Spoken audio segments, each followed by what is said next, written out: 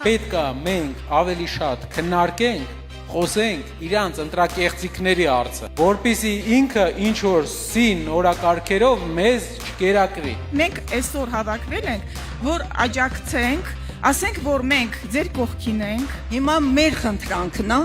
որ վերցնենք մանդատները։ Ես չեմ ուզի դուք կամ մյուս ընդդիմադիրները վերցնեք լիմիտները եւ գնաք ազգային ժողով, այլ ոչ, կուզեմ պայքարեք, որ իշխանությունը գնա։ Յուրաքանչյուր սցենարով մենք լեգիտիմությունը իրենց այս կազմի չենք ճանաչելու։ Հայաստանի պատմության մեջ չի եղել ազգային ժողովի ընտրություններ, որ ընդդիմությունը ունենա 340,000 ձայն։ Դուք վստահ եք ձեր թիմի վրա, որ չեն լինի մարդիկ, ովքեր քեզ ճանապարհին կկոտրվեն։ Եթե մարդը հայացքով անդիմադիր, չեն կարողանա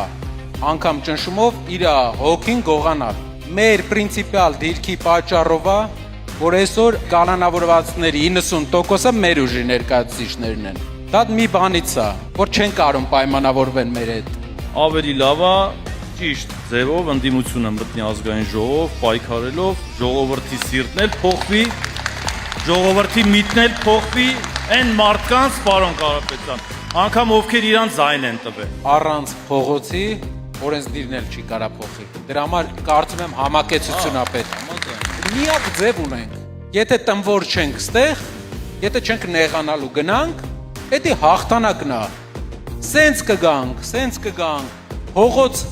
օրենսդիրով կգանք, պետքա դրան գանք։ Ու վաղ թե ուշ գալու ենք, որտեվ ամեն նոր ժամանակաշրջան ինքը կորցնում է տոկոս։ Մենք ձեզ հավատացել ենք ու կարծում եմ, որ պարտավոր ենք հավատալ մինչև վերջ։ Այս ամեն ինչը մենք անում ենք, որ ունենանք ուժեղ երկիր, որ չամաչենք թույլ երկրի քաղաքացի լինելուց։ 2018 թվի մեր ժողովրդի 90%-ին էին մոլորեցրել։ Հետո 60, հիմա 50-ից քիչ։ Վաղ թե ուշ գնալու են։ Ուղղակի պետքա պայքարենք։ Ինչն է իմ խնդրանքը, իրար հետ մտածենք թե ոնց։